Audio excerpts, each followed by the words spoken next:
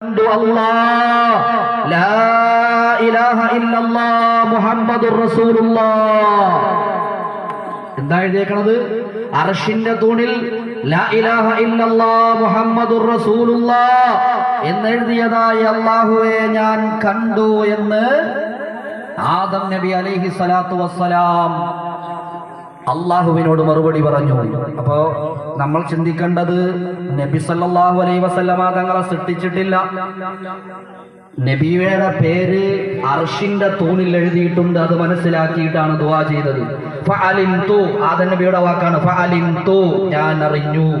അന്നക ലം തളിഫു ഇലാ ഇസ്മിക, നിന്റെ പേരിന്റെ കൂടെ, അള്ളാഹുവിന്റെ പേരിന്റെ കൂടെ നിനക്ക് ഏറ്റവും ഇഷ്ടപ്പെട്ട ഒരു പേരല്ലാതെ വേറൊരു പേര് ചേർക്കുകയില്ലല്ലോ.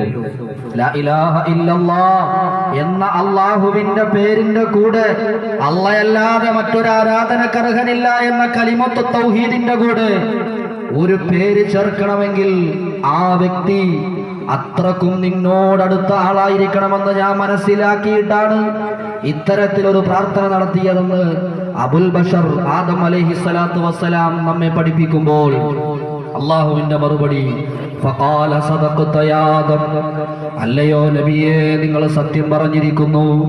ഇന്നഹു ലഉഹിബ്ബുൽ ഖൽഖ ഇലയ്യ, അല്ലാഹു ആദം നബിക്ക് കൊടുക്കുന്ന മറുപടിയാണ്, എനിക്ക് ഏറ്റവും പ്രിയപ്പെട്ടവരാണ് ആ അഷ്റഫുൽ ഖൽഖ് മുഹമ്മദുർ റസൂലുള്ളാഹ് സല്ലല്ലാഹു അലൈഹി വസല്ലമ തങ്ങൾ. ഉദ്ഉനി ബിഹഖിഹി, ആ നബി തങ്ങളെ ബറക്കത്തുകൊണ്ട്, നിങ്ങൾ ചോദിച്ചതുകൊണ്ട്, നിങ്ങൾ ചെയ്ത അപരാധമാ കുറവ് ഞാൻ മാപ്പാക്കിയിരിക്കുന്നു നബിയേ. പ്രിയപ്പെട്ടവരെ, ആദം നബിയാണ് ആദ്യത്തെ നബി എന്ന് നമുക്കറിയാം. ആ നബി കഴിഞ്ഞ് എത്രയോ വർഷങ്ങൾ, കൊല്ലങ്ങൾ കഴിഞ്ഞിട്ടാണ് മഹാനായ ഹബീബുന മുഹമ്മദുർ റസൂലുള്ളാഹ്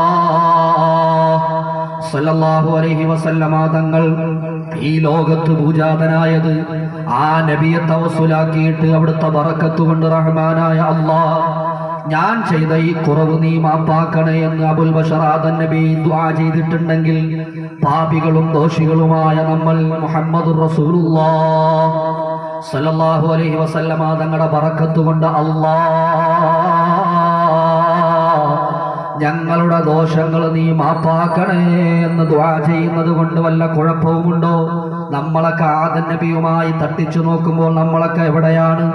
നമ്മളൊക്കെ വളരെ കുറവാണ്, പുറകിലാണ്, ഒന്നുമില്ലാത്തവരാണ്.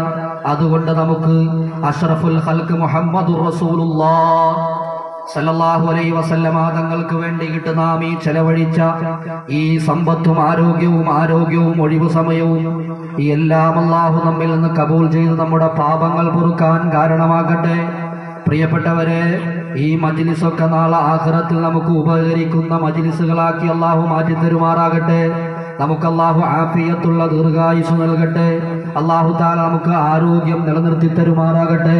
ഈ മജ്ലിസിലേക്ക് റബീഉൽ അവ്വലുമായി ബന്ധപ്പെട്ട് പള്ളിയിൽ നടന്ന മജ്ലിസിലേക്ക് ചീർണിയുമായി വന്ന നിത്യവും തന്നവരുണ്ട്, അല്ലാതെ കഴിവനുസരിച്ച് തന്നവരുണ്ട്. എല്ലാം അല്ലാഹു കബൂലാക്കുമാറാകട്ടെ. അവർക്ക്, അവരുമായി ബന്ധപ്പെട്ടവർക്ക്, മരണപ്പെട്ടവർക്ക് മഗ്ഫിറത്ത് നൽകുമാറാകട്ടെ, മർഹമത്ത് നൽകുമാറാകട്ടെ. അവരെ ഖബർ അല്ലാഹു വെളിച്ചമാക്കുമാറാകട്ടെ.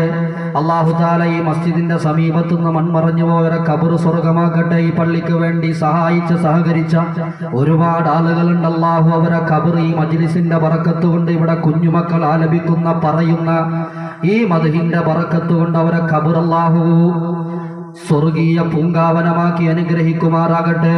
ഇനിയും ഒരുപാട് റബീഉൽ അവ്വലിന്റെ ഇങ്ങനത്തെ മജ്ലിസിൽ പങ്കെടുക്കാൻ നമുക്ക് നാമുമായി ബന്ധപ്പെട്ടവർക്കും അല്ലാഹു തൗഫീഖ് നൽകുമാറാകട്ടെ. നമ്മളെ രോഗങ്ങൾക്ക് അല്ലാഹു ശിഫ നൽകുമാറാകട്ടെ.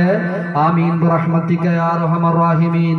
അസ്സലാമു അലൈക്കും വറഹ്മത്തുള്ളാഹി വബറകാതുഹു.